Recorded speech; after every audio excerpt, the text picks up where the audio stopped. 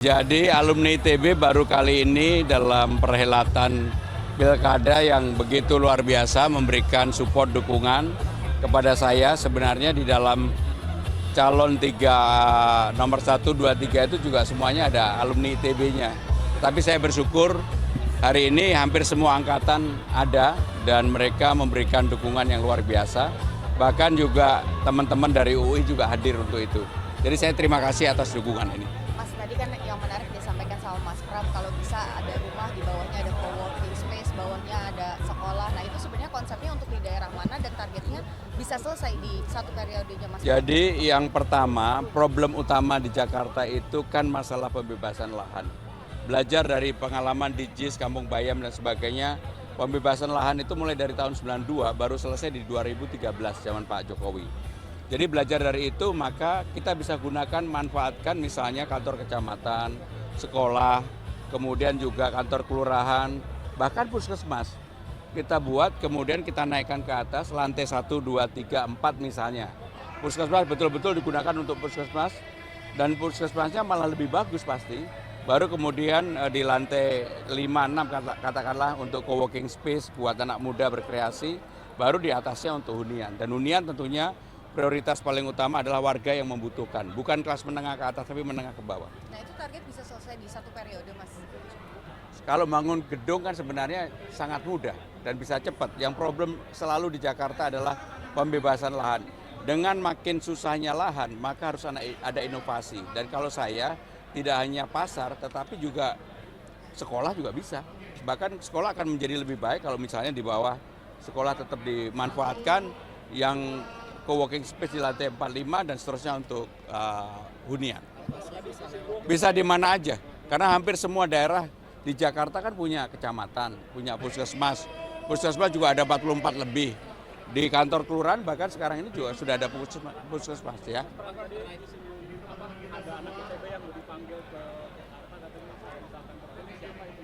ITB dipanggil ke Jakarta. Untuk Jakarta Fund Mas, Helman 84. Oh, jadi ada yang jago di bidang finance itu udah tahu lah. Kalau Inavan kan ada Rida, kebetulan dulu Rida kami juga yang mencarinya. Nah kalau di Jakarta Fund ada namanya Hilman Sitohang, itu jagoan banget dan saya yakin bisa lah dia. Yang paling penting dia mau mengelola uang, katakanlah kita punya modal 2 sampai 5 triliun. Saya yakin dia mau. Mas, terkait polusi Mas, tadi Mas Pram juga ada menyinggung di Sudirman Tamrin tidak boleh. Kan bukan, ini kan belajar dari KTT ASEAN dulu. Kalau mau menyelesaikan, menurunkan persoalan polusi udara, itu bisa dilakukan. Dan ketika KTT ASEAN kan dilakukan, dan ternyata turun. Jadi pengalaman itulah yang kemudian saya ceritakan bagaimana cara menurunkannya. Tapi apakah itu akan dilakukan pada saat Mas? Dan itu tidak bisa hanya semata-mata pemerintahan provinsi, itu pemerintah pusat. Waktu itu dilakukan karena KTT ASEAN, ya. Berarti artinya ketemu Pak Ahmad Muzani, katanya bikin divisi kenapa Pak Ahmad Muzani? Oke, makasih semua ya.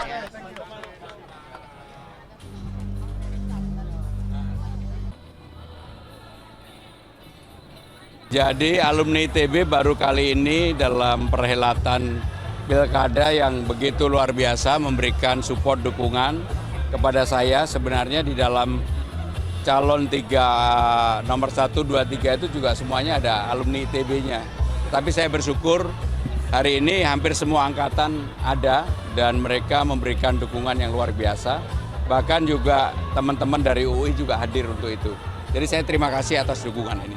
Mas, tadi kan yang menarik disampaikan sama Mas Pram, kalau bisa ada rumah, di bawahnya ada co-working space, bawahnya ada sekolah. Nah itu sebenarnya konsepnya untuk di daerah mana dan targetnya bisa selesai di satu periodenya Mas? Jadi yang pertama, problem utama di Jakarta itu kan masalah pembebasan lahan.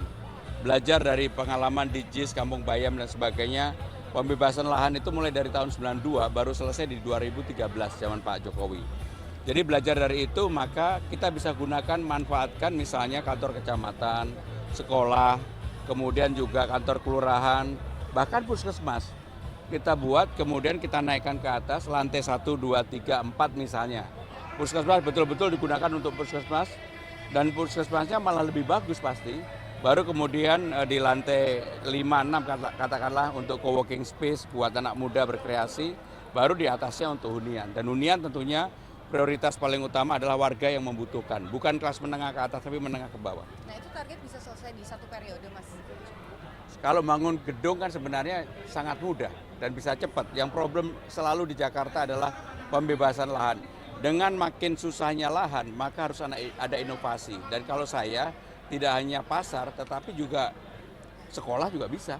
Bahkan sekolah akan menjadi lebih baik kalau misalnya di bawah sekolah tetap dimanfaatkan, yang co-working space di lantai 45 dan seterusnya untuk hunian.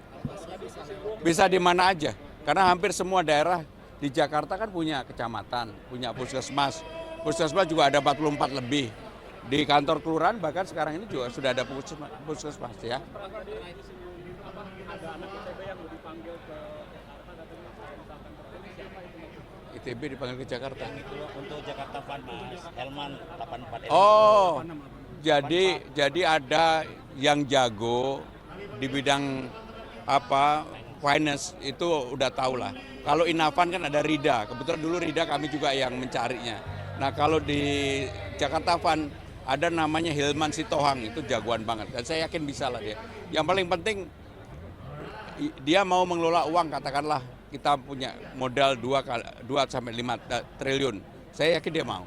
Mas terkait polusi mas, tadi Mas Pram juga ada menyinggung di Sudirman Tamrin tidak boleh. Kan bukan, ini kan belajar dari KTT ASEAN dulu. Kalau mau menyelesaikan, menurunkan persoalan polusi udara, itu bisa dilakukan.